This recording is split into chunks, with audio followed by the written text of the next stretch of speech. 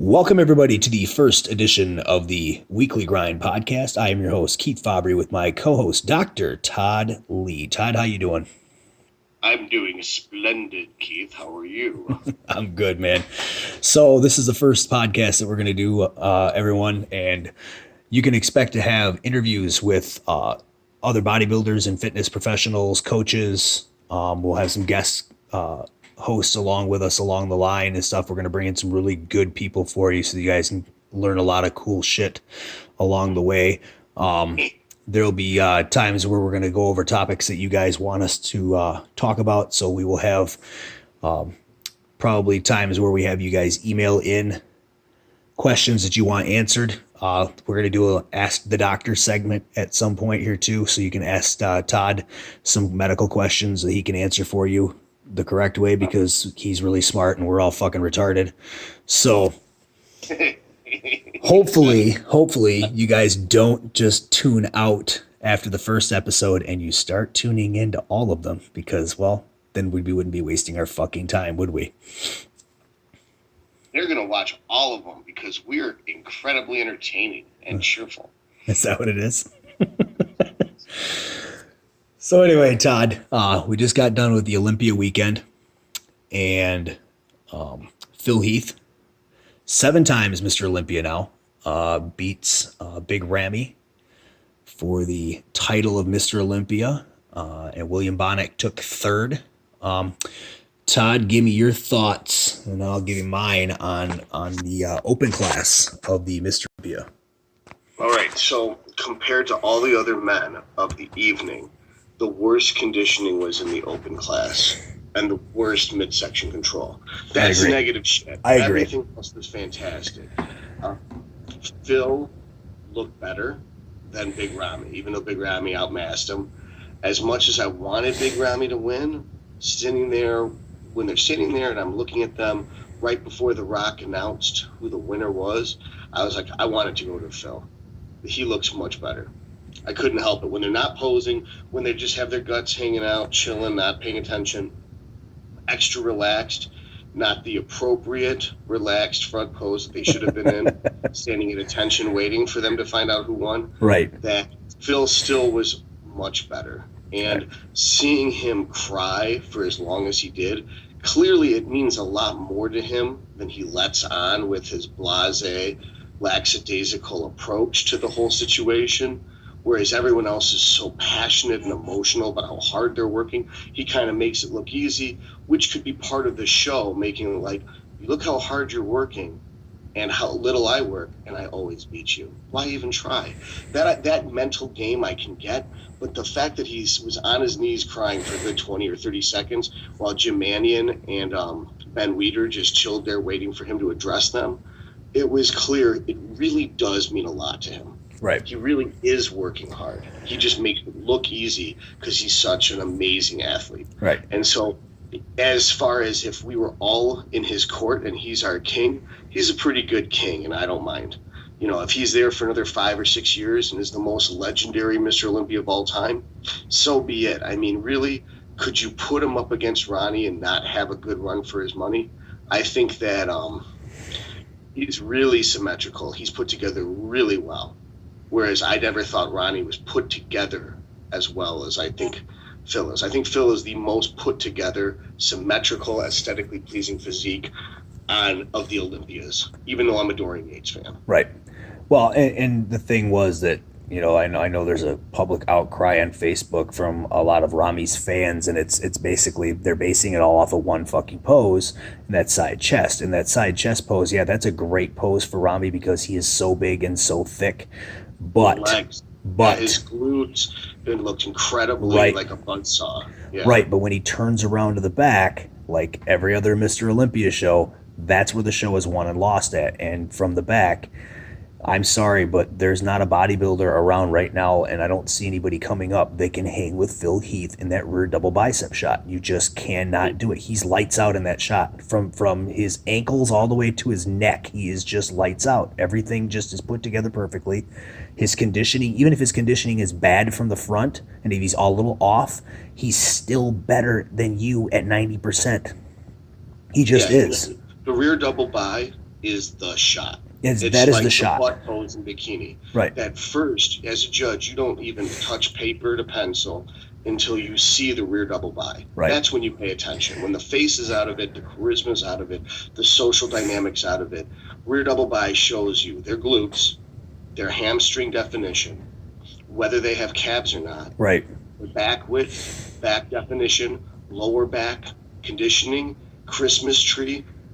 Everything you grade on is in a rear double by. Right. Then from the front, you've got quad separation and detail, midsection control, and lower ab definition. And with that quad separation, he had him on that too. Double thigh and an ab and thigh, you're done. You don't need to see any poses. Right. Almost every time. And that was another thing too with Phil was that, and I think that was another thing where I think he beat him pretty easily was if you look at Rami's legs, yes, they're big, but they were vascular, but they were not separated very deep. They weren't, and then that's just match. They don't match the rest of it. Exactly. Way too big for the rest of his body, and his calves are way too small for his quads. Right. Whereas Phil looks perfect. Yep. Everything's perfect. Yep. From the way it ties into his hip, from the way it ties into his knee, the definition, the veins, the sartorius that's chiseled out, the calves. He is perfect. Yep. Let's talk about some of the other guys there. William Bonnick took third place, and I thought had some of the best conditioning out of the open class. His conditioning was very good. The only problem with William that I see, and it's going to continue to be a problem for him moving towards the future, is his structure is not ideal. He's got a lot of muscle for his small frame, but it seems like it might just be too much muscle sometimes because it makes him look kind of funky and out of place. He's still a small guy, but with the amount of muscle he carries, it doesn't lend very well to his structure, even though his conditioning is fantastic, and it usually is fantastic every time he steps on stage. That being said, he still beat Dexter Jackson, who is probably, again, next to Phil, one of the more symmetrical, more put-together bodybuilders that we've seen in a long time in history, obviously, because Dexter's very, very consistent with his look, very, very consistent with his conditioning. The Blade. And he got that nickname because he comes in just sharp as can be, Yeah. And so those are your 3-4 spots. And with William there, I think that's probably about the best that he's going to hope to ever do. I mean, you could have made a case for him to be second, but again, he just gets outmassed by both Phil and Rami. He looks like I've said this to you before, he looks like his child standing next to Rami just because he's so big. He's kind of like the new Kai Green that doesn't have the Buddhist Zen philosophy and the exciting, exotic lifestyle and flamboyant. And he doesn't have the size. He doesn't have the actual sheer size. Well, that's yet. This is he's relatively new on the circuit. Right. And with Neil Hill, probably one of the best coaches in the world. Yes. Along with Hani and Chris Aceto and whatnot, I think that he's only going to get better because he's new. Look at how much Brandon Curry is improved. Brandon Curry is his midsection. Yeah. Brandon Curry is the next one I wanted to bring up. And this is a guy that we he was always kind of toiling around in the middle of the placings at the smaller shows in the IFBB Pro circuit. All of a sudden goes to Kuwait like everybody else, hangs out at O2 Gym there, and comes back 31 pounds of muscle more and looks like a completely different bodybuilder on stage. And obviously was the surprise of the show. Now, leading into it, I saw some pictures of him 2 weeks ago where I just looked at him and my jaw dropped because I couldn't believe that was the same Brandon Curry.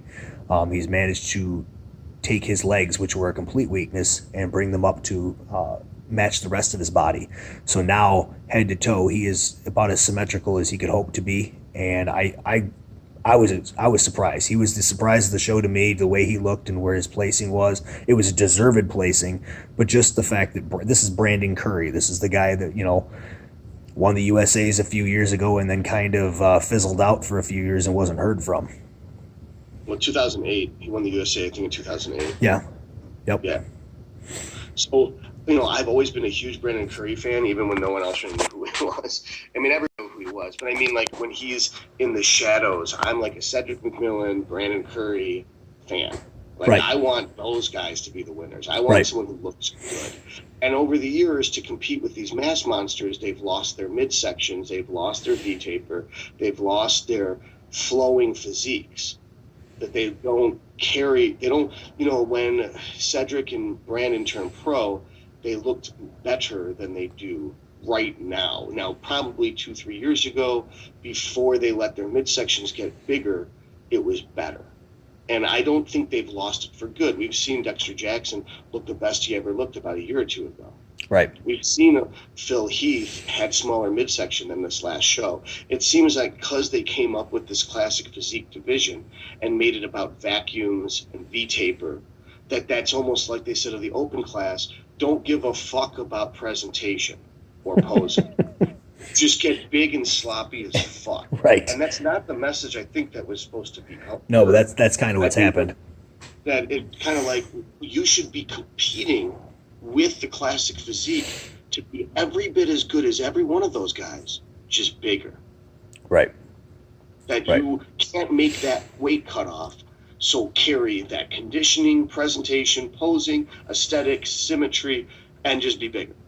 Well, let's talk about that. I mean, you've got basically now a couple of classes, if you want to count the 212 as well, and the classic physique classes, where basically these guys are on weight restrictions. They have to make weight. They have to make it under a cutoff point in the classic physique for their height, and then for the 212, they just have to be under 212 pounds. And obviously, with the weight restrictions, these guys are going to be doing anything and everything possible to be making weight so that they can compete. Of course, you see much better conditioning than you would see in the open class, and obviously there's a big draw to that because classic physique was well talked about this weekend, as was the 212, and I think the both of them are gaining more and more popularity every time that they have a major show. You've got guys like Flex Lewis barely making weight in the class, weighing at 211.5 and looking phenomenal, and then you've got other guys like in the classic physique class there that are just coming in just absolutely peeled from head to toe because they have about a 2-pound cutoff window that they have to make, and it just makes their conditioning that much better. And the thing is because they're not trying to get bigger because they know they can't get bigger. They're not fucking around with insulin all year off season. So they don't have insulin resistance. So when it comes time to losing body fat, they don't have nearly as much visceral fat to lose. Right. So they don't have all this intra-abdominal pressure they have to fight against with their transverse abdominis. So they don't have this big, blown out, what's called a GH gut, but it isn't necessarily because of the GH. It's because of the insulin. It's because you're on GH, you have to use insulin too. Yes. And the insulin drives down your insulin sensitivity. And so now you're basically a forced diabetes, we'll call it diabetes type 4, where you basically have this synthetic self-induced diabetes type 2, so you can't get as lean. You just can't do it. Nope. Not in a 12-week period. So if they put a cap on the mass monster class of 250, those fuckers would annihilate the 212. Oh yeah, they'd become shredded. They would murder the fucking classic physique guy. Classic physique guys would be a total joke, but it's because these classic physique and Flex Lewis in particular were so goddamn shredded. They look so much better than the open class. Well, they look bigger. The open class look silly. They look bigger. You end up looking, and this is another thing too with I'll say about Big Ramy is if the guy came in 15 pounds lighter, he'd look so much better and he'd look so much bigger on stage, and he would win easily. It's just the fact that when you are that peeled, when you are that conditioned, the illusion makes you look that much bigger than what you really are. Specifically, Jay Cutler showed a picture one year of him at 290. And he showed a picture at 265 and said, which is which? And 100% of people were like, the one that you're 290, you're 265. The one that you're 265, you're 290. And the answer was obviously backwards. I mean, how many times have you gotten cut for a show and everyone's like, oh my God, look how much bigger you are. And you're like, I lost 15 pounds. What the fuck are you talking about? Right. That was the last show. I was like, I'm 40 pounds lighter than when I started. I'm actually a lot smaller than when I started, but I look bigger because the illusion is my waist is smaller, my shoulders stayed the same width, my back stayed the same width, and everything is just cut up to the point where it looks like you just have mountains of muscle on top of mountains of muscle, and you're 50 pounds heavier than what you really are. I mean, Frank Zane was what, like 180, 5'10"? Maybe He 180. wouldn't Yeah, even he'd be under muscled for classic physique these days. right. But it's still what they're supposed to look like. Because the dude got leaner than everyone else. Yes, he Dorian, did. perfect example. Dorian still, to this day, probably the most shredded dude ever. At that size, especially. Ever. He invented grainy conditioning. It's like, why not do it right? Right. Why not be like Flex?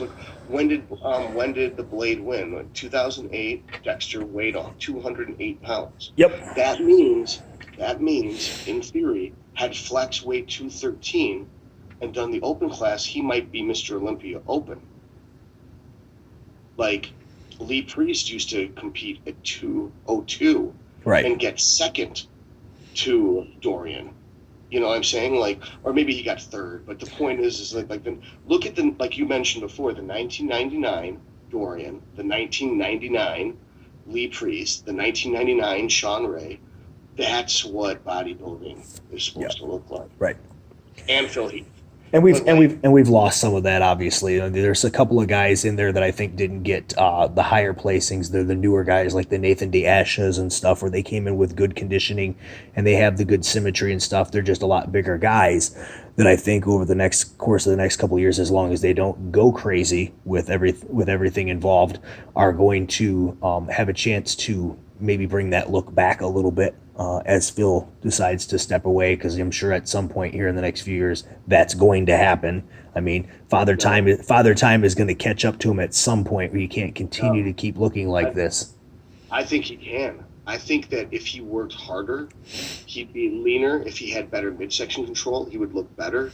Right. You know, like, look at how Jay came back in 2009 looking the best he's ever looked. Right. Way better than 2007. Oh, yeah. Way better than 2006. He had to lose to try harder. Right. And I think that if something smacked Phil around a little bit and he listened to Haney more and thought for himself less, or Hani, then I think that we would get the 2011 Phil Heath back. Right. That was the best look he's ever had. And I think the 2011 Phil Heath could easily be Mr. Olympia for 10 years running. If he took it as seriously now as he did before. Right. And he wasn't so spread out with social issues, a new company, another new company, right. You know, like entrepreneurship. If he's just like a motherfucking bodybuilder and nothing else, and has assistants run his businesses for him, then he would be more shredded, have better midsection control, and he could be a 9-time, 10-time, 11-time Mr. Olympia. Because he's young as fuck. Yeah. Isn't he like 40 or something? He's the same age as we are. He's 37, 38 years old, somewhere in there. He's under 40. So he's like 10 years younger than Dexter. Pretty close, yeah. So he's young as fuck. Obviously, Big Ramy is young as fuck too. But the two of them could go back and forth for another 6 or 7 years, right? The way Jay and Ronnie used to go back. He would have to go full-fledged Dorian and just disappear, for 8 months out of the year in order for that to happen. But I mean, it could happen. It's just depending on if he wants it to or not. I think at this point, I mean, he may get 9 and just say, okay, I'm done. You know, and he's only got. You think about that, but he's only got 2 more years to compete, and he's got 9 of them if he wins them both. So. That's actually something to think about there, because it could open up the door for somebody else in the future. And like I said, the Nathan D'Ashas of the world and some of those guys, I really like their physiques, and I think they're just not getting the placings yet that they're going to get because they're so new. And we all know that happens on the IFBB circuit. Let's switch gears. Let's talk about some of the female competitors and this past weekend and some of the stuff that we had going on there. It was definitely the IFBB stuck to their mandate that they had brought forth earlier in the year, and they went for the softer look, and it wasn't just a softer look in one class, it was a softer look in all of the classes, bikini all the way up to women's physique. They went with a softer look than they have in years past, and I think they're realizing that some of the girls are just getting too hard, and they want to bring them back in again. So that was definitely what they did. You could tell in all the classes that the softer girls were rewarded over the ones that were just filthy fucking shredded. Mostly, I believe, in the figure class. Hey guys, Coach Trevor here with another. Oops. He's doing. We should pause it and. No, we're good. We're just gonna keep rolling because that's good shit there. I'm not sure what you were doing. The only thing that would make it better is if you were actually eating right now while we were recording this. I can go get some Chex Mix. I think I need to some Chex Mix. I think we're good. No, the in the figure division especially, we saw Sydney Dillon won the class, and Latora Watts was second, with Candace Lewis Carter being third. And all three of those girls looked very, very good, but they were definitely softer than they've been in years past. Nicole Wilkins was extremely soft, and her top 5 placing, in my opinion, was kind of a gift based on her name. But the ones that were towards the bottom, there was a couple in particular that were just absolutely shredded. And lo and behold, they end up tied for 16th place. Michelle Bumstead was one of them. She had just been fantastic conditioning. Natalia Coelho had just ridiculous conditioning as well. They were in 16th place, so they definitely stuck to their mandate, let the more shredded girls fall to the bottom, and rewarded the softer conditioning like they said they were going to do for bikini, but they did it all the way around for both figure and women's physique.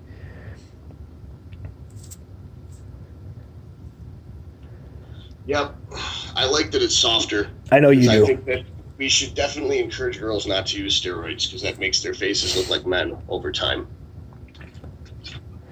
Yeah, I agree that with the definitely the softer look, I believe, is probably a better look because it's more easily attainable, number one, and it's less dangerous, especially for females. I mean, they just don't have, without the aid of chemicals and stuff, they just don't have the ability to get as shredded as a man can get naturally. They just don't have it. Estrogen kind of gets in the way of that, and when you start adding male hormones and you start adding estrogen blockers into the mix and stuff, it can be done, and it can be done safely in short periods of time, but the problem is that fucking people don't do it that way. They go overboard. Right.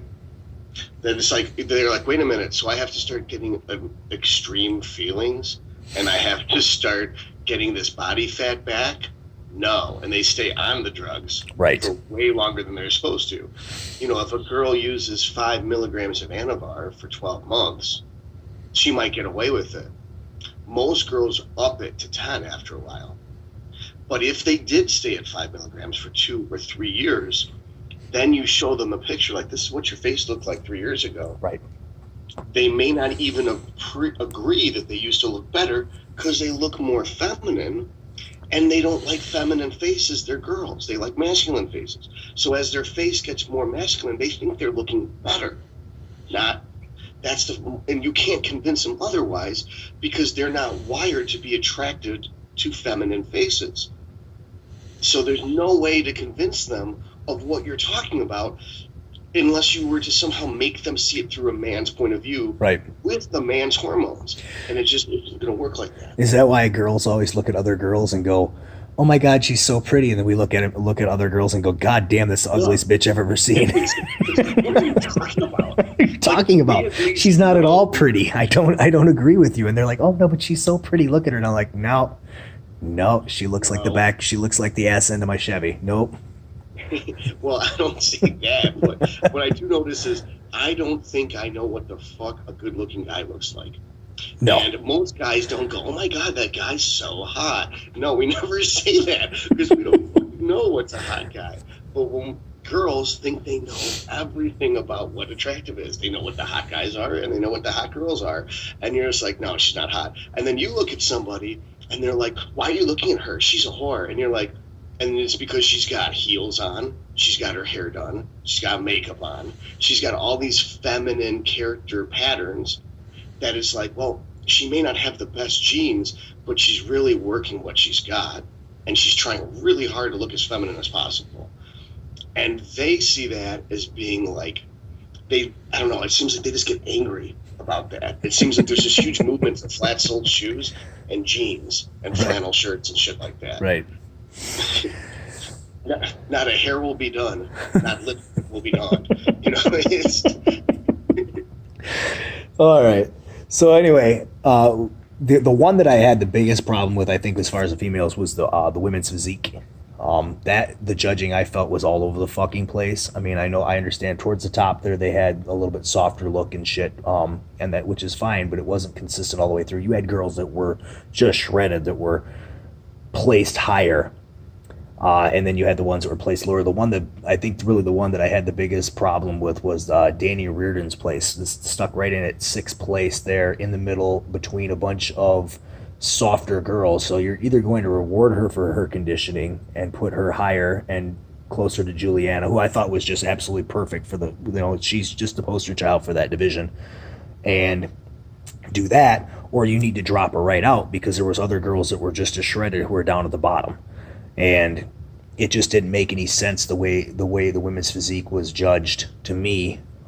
So you either have to reward her or you have to punish her, one of the two, but you can't stick her in the fucking middle. And you're basically trying to play both ends of the spectrum there, and it's just not working for anyone. So did you have any thoughts on the women's physique division? Not really. Aside from I'm glad that they're going softer, that I realize that women's physique is a special case scenario. Right. And that you're giving them the grading criteria of we want to see definition, which would then imply get shredded as fuck. Right. But you want them to still say feminine, which means not using androgens to get shredded as fuck, which then makes one rely on more dangerous drugs like Clen and T3. Or DNP. Which is even worse. Basically, they're like, stay pretty, but look like a dude from the neck down.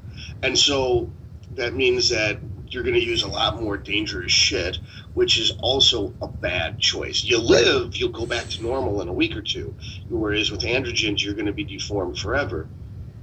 But so the less drugs, the better for girls. Yeah. Because in my experience, girls take whatever they're told without any interest in the future or consequences. Well, Whereas guys are concerned of their health consequences and they don't go ape shit with the drugs. They may double the dose. Girls will take 5, 10, or 20 times the dose they're supposed to. Like if they're supposed to be on 5 milligrams of Anavar, you find out they're taking 50. They're like, well, that's the size of the pill I have. And you're like, we'll crush it up and dissolve it in water and dilute it out and use it in a liquid suspension. What? And it's like, oh my God, how are you alive? Well, that's so much shit to take. So you have to break it down for them. You're like, okay, so a normal man produces 1 milligram of testosterone a day.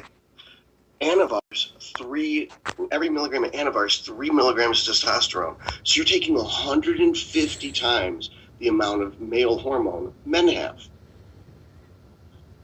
And so you're going to start turning into a dude in no time.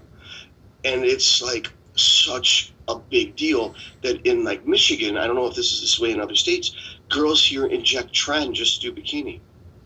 Like 200 milligrams of Tren a week. That is the dumbest thing I've ever heard. Testosterone a week. And it's not like they're just doing Tren. That's just the icing on their Anavar cake. That's the icing on their Anavar cake. I love it. Well, how many girls have you had come to you as clients where you found out that their boyfriend got them on shit, and that's why they're on it, and just Tren alone, I would say it's 50%. 50% of housewives that come to me have used Tren. That's ridiculous. It's more than heroin, cocaine. That is ridiculous. Meth, and it's almost like it's margaritas. Like, I can't believe the rampant Anavar and Tren abuse in Michigan. That's ridiculous. So yeah, let's shift gears here and let's talk about some of the recent contests we've had at the national level. Let's go back. Let's switch into the amateur ranks. We're obviously, the people know, based ourselves right here in Michigan. You're out in the well, you're in Jackson now, but you were in the Detroit area. I'm out in Grand Rapids. I was in murder capital. Now I'm in prison city. You're in Prison City. Well, murder capital, I believe, is still Saginaw. So Well, then we got to bring it back to Detroit. Where's my dad? Flint is car theft central, and Saginaw is murder central. There's more murders in Saginaw per capita than there is in Detroit every year. I do know that. That's been like that for a while. So anyway, you're in central part of the state. I'm over on the west side of the state. So we do know, though, some of the competitors and stuff from around the state of Michigan and stuff, and in the Midwest. There have been a couple that have turned pro out of the state of Michigan just in the last 6 months. And back at the Junior Nationals, we had Amy Landry turn pro in bikini at the Junior Nationals, and then just recently, just in the last month, a couple of friends of ours, French Ogburn and David Reed, both placed top of their class and won their pro cards at the IFBB North American Championships in the Masters Division. So I know, Todd, you know Dave real well, like I do. You've worked with Dave in the past. You want to talk about good old Dave Reed? Because I tell you what, I can't find anybody more deserving than Dave at turning pro finally. I think that Dave is a class act. He's one of the nicest guys I've ever met. Shirt off your back type of guy. Is extremely good coach for all people, Yes. whether it's housewives, teen athletes, bodybuilders, everybody. He just worked with everybody. He even used to box in Colorado in a training camp with Mike Tyson. That's how long he's been an athlete. Guy's insanely strong. So he had a string of bad luck in personal life with family and whatnot for the past couple years, just kept trucking along, competing anyway. This year had a major pec rupture and still came forward to win Masters Nationals in his class. And then the over 50 division in the North American, getting his pro card. French is very similar in that he's an excellent coach. And they're, structurally, these two guys are put together completely different. Oh, yeah. But they're ideal specimens of their frames. That if you have Dave's frame, Dave would be the dude to emulate. If you have French's frame, French would be the one to emulate. Whereas Dave's probably the most intimidating until he speaks and you meet how nice he is. But the way he's put together, it's just such a massively destructive force he could unleash on someone if he chose to. And French is just like this, like perfect specimen of flowing muscles, like a flex wheeler. That it's such an honor to get to lift with these guys, to learn from these guys, and to be so close to these guys, and to get compliments from those guys. That's one of the most astounding things, is for the people who are your hero to see things in you that they actually look up to or admire.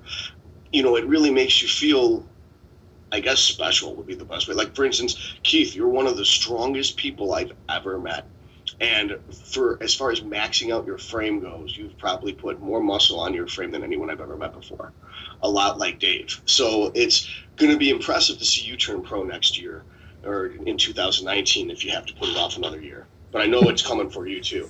Well, I don't know about all that, but I'll definitely go and see how well I can do when the opportunity presents itself. But as far as Dave, I've had similar experience with Dave. I've known Dave for a while. Probably, like I said, nobody's more deserving. One of the nicest guys I've ever met. We've had conversations about things, before, as far as bodybuilding and life. And you were right. I mean, he went through a bad string of luck with just every amount of shit that could happen to a person happening to a person over a 2-year span. But the guy is just a trooper. He's a warrior. He kept going. He kept competing anyway, and his hard work all paid off at the North American. I love watching his videos. I know I'm sure you watch them too. I love watching the videos he puts on Facebook, because it's not just about bodybuilding. It's not just about fitness. A lot of them are just about life in general, and some of the things that, you go through, and some of the things that you need to do in order in life to pick yourself back up when it smacks the shit out of you. He's just a great guy, and I'm really happy for him. French, like you said, he's a good coach. All his athletes are treated extremely well. He does a great job with every one of them, especially his female athletes. I mean, he treats them like queens. He does everything he can possibly do for them to put them out there and put them in the best possible position to succeed. Mind, body, and soul. And That's how you know, French focus it. yep. And when, every time I've seen French backstage at a show or anything, he's always one of the nice guys. He always comes up, says hi to me, shakes my hand. Actually, my last contest, he came up backstage and his eyes got about as big as silver dollars, and he looked at me and he just goes, "Ooh." And I went, "Well, you know what? If you're saying that, then I must look all right." So, he's just one of those guys, man. I've met him on several occasions and talked to him on several occasions. He's just a good guy. As is Dave. So I'm happy for both of them. As far as Amy Landry goes, young girl, lives down in the Benton Harbor area. She came on the scene here a couple years ago, won the Michigan, I believe, in 2016. I believe 16 it was. She won the Michigan. I couldn't remember if it was 15 or 16. Went to the junior nationals this year. Absolute phenomenal. Won her class. Won her pro card. And I think she's got a good opportunity here because she's exactly what they're looking for with muscle, but the softer muscle. She's not overly muscular. She has a good physique, good frame for so she can continue to improve. She should do really well in the pro ranks. As far as Dave and French, I don't know what their plans are for the pro ranks. Dave was going to call it quits, but that was supposed to be his last show, but then he ended up turning pro. I'm pretty sure French will probably compete at the pro level. So good luck to those guys. Let's move on to some other guys that are another one that just actually competed over the Olympia weekend. Derek Lunsford, who's out of Terre Haute, Indiana. Guy went and won the junior nationals last year as a middleweight. Obviously, you don't get a pro card in bodybuilding at the junior nationals or the junior USAs, which I still think is crap, and they should at least give the overall winner a pro card. So he decides to go and do the USA this year, moves from middleweight to light heavyweight in 1 year, and wins the overall at the USA and turns pro. And then 2 weeks later goes to Tampa and wins the Tampa Pro 212 class in his first pro show, and then shows up the Olympia, and all he does in the 212 class is place fifth. So this guy, if you look at him on stage, he just looks like an absolute monster. He's got room to grow still because I mean, being a light heavyweight, he's really right around 200 pounds. So he's got the ability to put on another 10 pounds. And as long as he keeps that conditioning, I see him being a force in that 212 class for a while, if he doesn't just grow right out of it, because that may happen too. I would think that based off of this meritoric rise that I've never heard of, short of like someone like Seth Feroce, nobody does that. Right. And Seth Feroce never made that in the Olympia. I mean, I've never heard of someone going from middleweight in year X to fifth in the Olympia in year X+1. Right. I've never heard that in my life. That is the most impressive shit I've ever heard. So, ladies and gentlemen viewing this, please don't quit your job thinking that's your future. Because some of us will compete in back-to-back national shows for almost 10 years and not win. Right.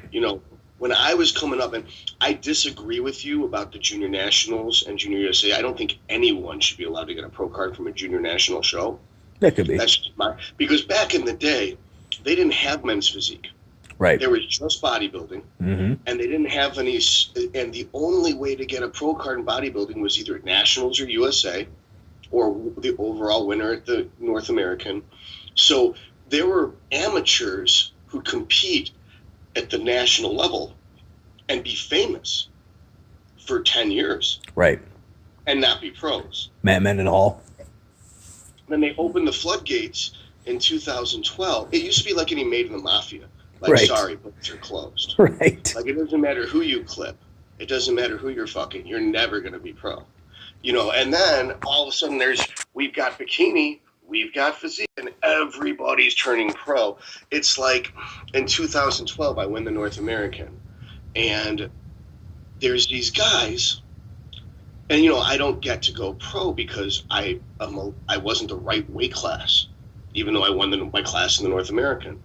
Then there's these physique guys who are smaller than me who win first, second, and third, get pro cards, at junior nationals. And it's like, what? Yeah. So I'm looking at these guys, and it's like, so I don't get to be an International Federation of Pro Bodybuilder because I'm too small. But this guy, who's smaller than me, is Gets an to be a pro. IFBB pro. Right. He's an International Federation Bodybuilder pro who's not a bodybuilder. Right. No, I agree with you at that.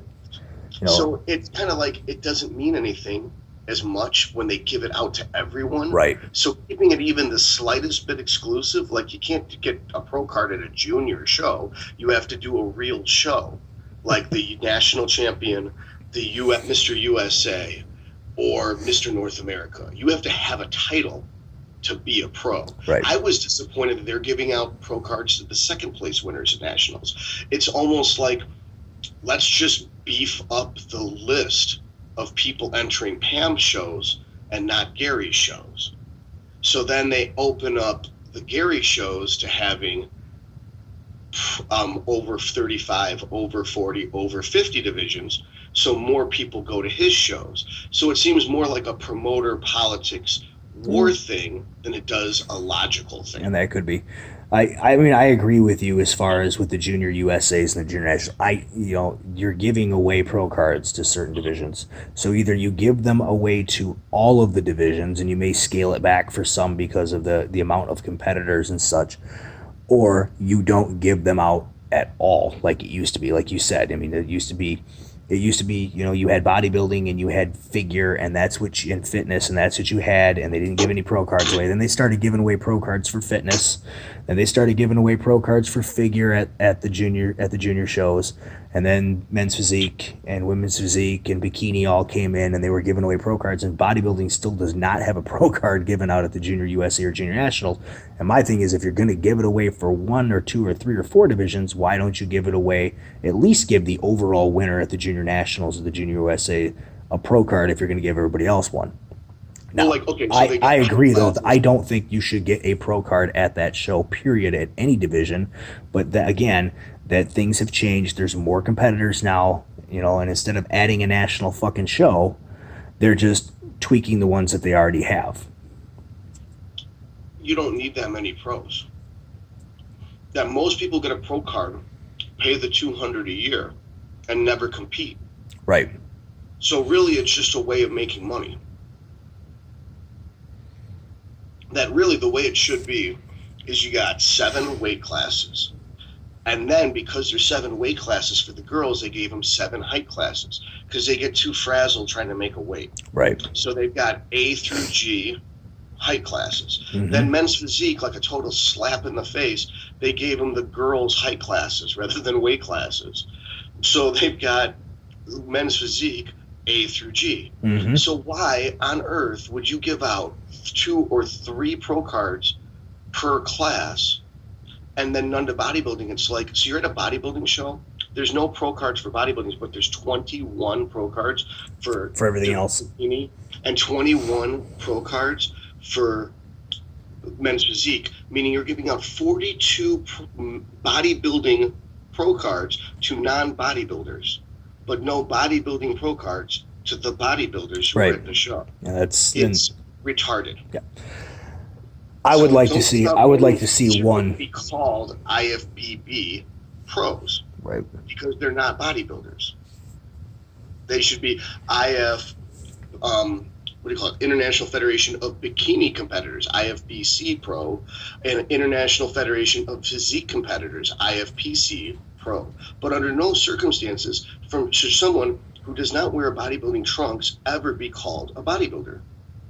Classic physique's confusing because they do 5 of the 7 or 8 bodybuilding poses. But so they're theoretically bodybuilders, but they're called classic physique. They should be called classic bodybuilding. That was my opinion too. I look at classic physique guys and I just think, these are just fucking bodybuilders. It's just bodybuilding with weight restriction is all it is. To your height. That's really all it is. Let's move on here. Let's talk about some guys that we have competing at the national level. Some other guys that are from the area that we know. We'll go with one that competed already this year at the junior nationals, and Dominic Trivellini. guy that won the Teen Michigan a few years ago. Then he goes and takes second at the Teen USA. Then last year wins the Teen USA. Comes back this year with a new coach, and brings a completely different look than I've even seen out of him. Because quite honestly, the last 3 years, going from the Teen Michigan to the Teen USA's twice, he really looked the same. He matured a little bit, and that was it. But he really didn't look any different. There wasn't a lot of improvement there between those three shows. And now he comes out at the Junior Nationals with Justin Harris as his coach, places top five at 20 years old. And this kid, the sky is the limit for him. There's only a matter of time before he's going to be a pro. Because I can't really, and honestly, I would like to see what another year of him and Justin Harris working together, what this kid ends up looking like. Yeah, Justin Harris is probably one of the smartest men on earth.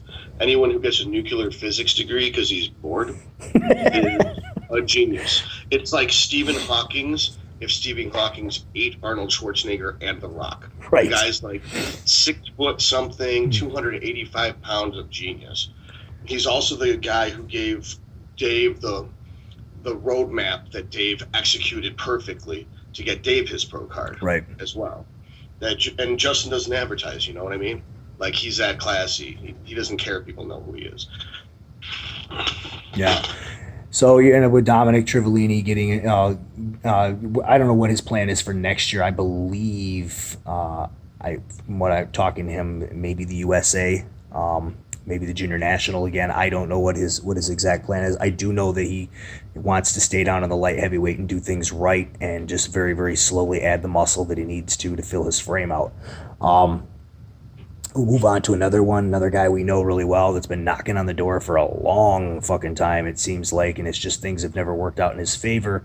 And he's been so close, and it's just heartbreaking because he's such a nice guy and he's such a hard-working guy, probably one of the hardest working guys I've ever met, and that's Jordan Janowitz. He's got a new coach as well. He is now working with Matt Porter. He's getting ready for the NPC National Championships, and we are 9 weeks out, and I'm looking at pictures of this guy going, holy shit, I've never seen you look this good on stage as what you look 9 weeks out right now. He looks like a completely different bodybuilder. He is just absolutely shredded from head to toe, and he's 9 fucking more weeks to refine everything. I think this year is the year for Jordan. At least I'm hoping it is, because he's been really close before, and I would like to see him get it. Yeah, I mean, again, leaving in a terrible coach like Dominic did and getting real coaches is going to make these two individuals that used to be training partners do extremely well. That Dominic was emulating Jordan to some degree, to my knowledge, rightly so, as Jordan's the hardest worker I've ever seen in the gym. I've never seen someone train more intensely than Jordan. Next to you or Aaron Messer, Jordan's probably one of the strongest people pound for pound in the state. Like, this guy's insanely strong. So I can't wait to see both of them turn pro. They deserve it. They're talented as fuck. They're super sweet, nice guys, just like Dave and French. Yeah, we just have a lot of really great NPC competitors in Michigan. Yeah, and that's the thing, is that it seems like we had kind of a lull there for a few years. We really didn't have anything going on at the national level. And I mean, we had some guys going and some girls going there, but just not doing very well. They'd go in, with class wins or overall wins at the Michigan or at the Grand Rapids or at the Western Michigan, with the bigger shows in the state of Michigan, and they would end up in last place, for whatever reason. It just didn't seem like things were working out at the national level. And all of a sudden now, in the last couple of years, you're seeing more and more and more competitors from the state of Michigan and from the Midwest in general, because Indiana has a nice little run here too going on the last few years, where these people are just, it seems like whatever's in the water right now in the Midwest, it's up and coming, and they're hitting the national scene with a vengeance. And it's just a matter of time before we start having quite a few pros come out of these Midwestern states. So, and Jordan obviously should have probably been a pro a while ago. Things just with didn't. With proper coaching, yeah. But the things didn't work out for him, and he was really, really close. I think you can make a case one of the years that he could have won his pro card at the North American, but then there was the year that he ended up as a fucking middleweight somehow. I don't know how that happened, but Oh, I know how that happened. I was training with him at the time. I was with him. I know exactly how that was going on. That was just a really bad water pull that was started way too early by the worst coach in the state that has no idea what he's doing. And that's all there is to it. Luckily, Jordan's a very loyal person, and this coach happens to be extremely emotionally manipulative and dishonest to the core. And luckily, Jordan broke away from that and has finally moved on. And it's going to change overnight for him, like you've said in the pictures. He's a totally different dude. And Dominic broke away from that same coach, and he's with Justin now, and he's already making rapid improvements. Yeah, the amount of improvement that Jordan made, what I've seen is ridiculous. But with Dominic especially, I mean, they were posting off-season pictures of him, and it was just like, he's like, I'm 230 pounds, I'm 240 pounds, I've never been this big before, and you can just see it's a night and day difference with his physique. And there's different approaches in bodybuilding as far as people make and coaches take and stuff, and obviously they found a couple of coaches where the approach is right for them. So I'm happy for both of them, because like I said, Dominic will be a pro before you know it, and Jordan looks like he'll probably be he's got the leg up on doing it this time, which for him, I know this is a dream come true for him. So I'm really hoping that Jordan gets to get his pro card at the NPC Nationals, because like Dave and French, that he would be very, very deserving of that, just because of the fact that, you're right, nobody works as hard as that motherfucker. I swear, I've seen him train in person. I've seen his videos. He's actually come out to Grand Rapids to train before, and I watched him train legs with Jake Pachan and Emmett Brown out there. That I was standing right next to when they were training legs. I was doing back that day, and absolutely just went to town. And it was probably one of the best squat sessions I've seen in person. And I train in the same gym as Rohan Duncan and John Pitch, who have had marathon squat sessions before, because John trains a lot like Tom Platz, and they would have given him a run that day. It was at John went out to Venice and trained with Tom Platz. Yes, he did. John went out and got killed by Tom Platz is what happened. But yeah. He's one of the hardest working guys I've ever seen. So I mean, it's just to go train with Jordan. You've got to be fucking nuts. I swear to God. But I hope he gets it. Just the first time, just watch. Don't you dare try to lift with that guy. Just sit there and fucking watch and cry, because you thought you trained hard. You're a bitch. You watch him train, you're like, I am nothing. Right. I am nothing. I've never trained hard in my life. Yeah. And that's for even pros. I mean, even a pro could come watch Jordan train, and they're like, "That dude's fucking crazy. What the hell's wrong with me that I can't train like that?" Yeah, and it's constant. I mean, his intensity is always like that. Like, he's always on full go from the time he steps into the gym to the time he leaves.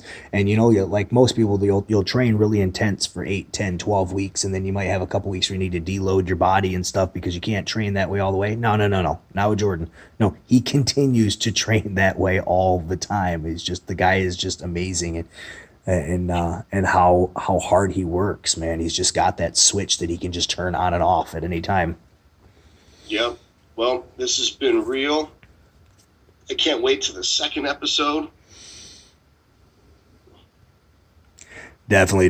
It's we're gonna actually ask you guys who are listening out there and stuff, email us questions and things that you want us to cover. Because we would love to cover things that you guys want answered, and topics that you guys want talked about and stuff, because this is your podcast as much as it is ours. This is a year in the making now to get this thing going, and we're pretty happy that it's finally here. It was mostly my fault because I was just so fucking busy, but I figured if I don't get it done now, I'm not going to at all. So I'm still busy, but I'm not as busy. So it's not his fault. He had a baby. That shit takes time and is very emotionally consuming.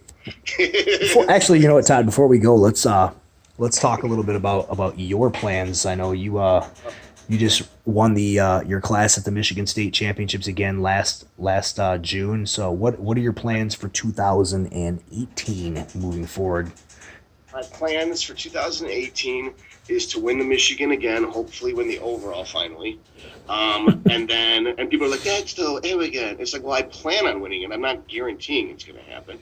It's like, I'm not going to plan on losing it. That's for sure. Right. So, and then if everything, all the cards are in alignment, go on to Masters Nationals and take a stab at that. Mm-hmm. And if the cards aren't in alignment, maybe North American, because those are driving distance shows for me. And what I've learned about this sport is that it's very, very expensive to do national shows. Yeah, very. A national show is a good $5 to $10 grand for you to do, not counting the food and the cycle going into the show. Right. So you don't pull the trigger unless you think you're going to get a top 5 place. Right. I need to make sure everything's going tip top at home, inside, motivation-wise, physique-wise, because running my body isn't that hard, but my control stops when it leaves my fingertips. Right. You can't control other people. So contest prep for the new people, the biggest problem they have is they don't eliminate targets that are detrimental to their success. They don't know how to trim the fat from their life. Right. There's people that are a pain in your ass, get rid of them. That doesn't mean that you have to shoot them, roll them up in tarp, and dump them in a ditch, because that'll come back on you. Right. You just don't answer their calls anymore, and you just block them or mute them. Right. And then if you are an employee, make sure you have a great relationship with your boss. If you're an employer, make sure you have management to handle your shit, because when you're contest prepping, you cannot talk to your employees. They will cry. Yes. You will just tear them to pieces. Yep. I want you to Google Roman Godfrey Hemlock Grove's human resources complaint. There's a scene where Roman Godfrey goes nuts on one of his employees, and he uses every insult that I love, like from fucktard down the list. And it's hysterical watching him chew this dude out for the smallest mistake. That shit happens. You can't ever do that. You can't ever talk to anybody. It does happen. You just got to pull away and focus. Like Keith said at the beginning of this enterprise, to have specifically go Dorian Yates style. No one sees you for 8 months. But that's the most important. It's isolate. Yep. So that you eat, sleep, breathe, and shit bodybuilding. What Brandon Curry said about Kuwait wasn't that that's the food, wasn't the drugs, wasn't the gym, wasn't the hyperbaric chambers. It said that his wife and kids weren't there. Not that he doesn't love them, but he loves them too much to do as well as if they weren't there. Right. So to be alone and have nothing but you, some dumbbells, some chicken, and some rice, nothing can get in your fucking way. Right. Yeah, you can't help but get better if that's all you have to worry about is the task at hand and what you're trying to improve on, with no outside influences, no stresses, no anything in your life that's going to be tugging at you and trying to pull you in separate directions in the direction you're trying to go. So obviously you have a plan, and I'd like to see your plan go through and stuff, and hopefully everything works out for you, because honestly, Todd, there's nothing more that I would like to see you win the fucking overall to Michigan. And I think there's a lot of people that like to see that. I don't know if we're ready for your acceptance speech. even though you're not allowed one, you're probably still going to give one. Fuck you. But yeah. Fuck you. No, that wouldn't be it. I'd be very grateful. Yeah. I was thinking of Half Baked when the dude gets fired from the record store. Who's coming with me? Making fun of right. that Tom Cruise movie. One thing's for sure, there would be a Thor mask involved. Oh, dude, for real. That I would do my prayer of Thor. Like I pray to Thor before every heavy set, every working set. Dorian has one work set. I actually have a prayer to Thor before every set. It's in a lot of my videos and shit. And other people in the gym are just like staring at you like you're gonna snap and kill him. Like, what the fuck is wrong with this guy? Spandex and a stringer, otherwise you might have a machine gun. But no, you just hold your shit together. Because if you think about it, if you're in a gym and the purpose of the gym is to build muscle, and Thor is the god of strength, then technically, if you're lifting weights in the gym, you're doing a ritual in a temple of Thor. And then people are like, whoa, mind blown, dude. But like, for real, if you give it some thought, it would make sense after a while. Yeah. And then there's going to be staunchly religious people like, Todd Lee's a devil worshiper. It's like, shh. No, but seriously, you could just, there's a big, long diatribe I could give you. But the point being is that if you're going there and you're going to murder the motherfucker that walked in and the person who walks out's more powerful, it's a successful workout. If you go in and come out the same, you just wasted your time. Right. So a god of strength or a god of self-improvement makes sense. That, you know, if it's just something simple, and I'm not going to say it here, you got to watch the videos on the Toddlee MD YouTube channel, but it's like, for real, it actually helps me focus. Having the right song on, the right battle hymn to be specific, the right prayer to, you know, that focus your mind into moving the weights, and you can really focus and channel it and get it all lined up. I mean, a lot of people have their thing where they pace back and forth before they do a deadlift, or they think of someone telling them, like, you're never going to amount to anything, I hate you, and I'll show you, Dad, and they just do the lift or whatever the fuck it is that channels it. It's like, that shit helps. Using your mind to overcome matter is the Arnold way. By any means necessary. Intense motherfuckers achieve your goal. Definitely. All right. I think that went pretty well for a first episode. We'd like to get some feedback from everybody that actually listened to it. So all 6 of you, they're going to listen to this. We want to know exactly what you thought. That's not 5. That's not 4, you motherfuckers. All 6 that are actually download this shit on SoundCloud and listen to it. We want to hear from you. We want to know what you think about it, what we did good, what we did shitty. Actually, no, keep the shitty stuff to yourself because I don't fucking care. And I want to hear it, please. I love haters. It's Doctortoddlee@gmail.com. Spell it out. It's not DR. It's DOCTOR. Toddlee@gmail.com. It's like, fuck you, Toddlee. You suck balls. It's like, I want to just lay it on me. Right. Sometimes it's the most fun is when I look at my YouTube channel commentary, and if it's like stupid, it's aggravating. But if it's just mean for no reason, I just laugh. Right. So anyway, get with us. Let us know what you like, what you don't like, and then what you want to hear, and we would be glad to talk about it. We are going to get. I already have the agreements that Justin Compton's going to come on here at some point. Justin Harris is going to come on here at some point. There's a couple other IFBB Pro figure competitors. Lena Paternoster has said that she wants to come on at some point. So we have some special guests lined up for you guys. We're going to have some special guest hosts. Normally Kerry Cameron would be with us, but it's 11:13 at night, and the princess needs his sleep, so he can't be with us. I think Santa Claus says he would come on the Christmas edition. We could do Santa Claus. Santa Claus, yeah. And what I really want too is at some point I want to get some power lifters. Santa Claus and Krampus. Santa Claus Krampus deathmatch. I'd like to get some power lifters on here too, because I feel like there's a big strength element, and if you can get fucking stronger, then you can probably make a muscle bigger too if you know how to push more weight and get things from A to B as long as in a controlled manner. Huh? I could get Jeff Johnson on here. That would be awesome. State record. Yep, that would be great. So we've got some big things planned for everybody. So we hope you guys like the show. For Dr. Todd Lee, I am Keith Fabbri, saying we will see you later, and to keep grinding. Yep. May the force with you.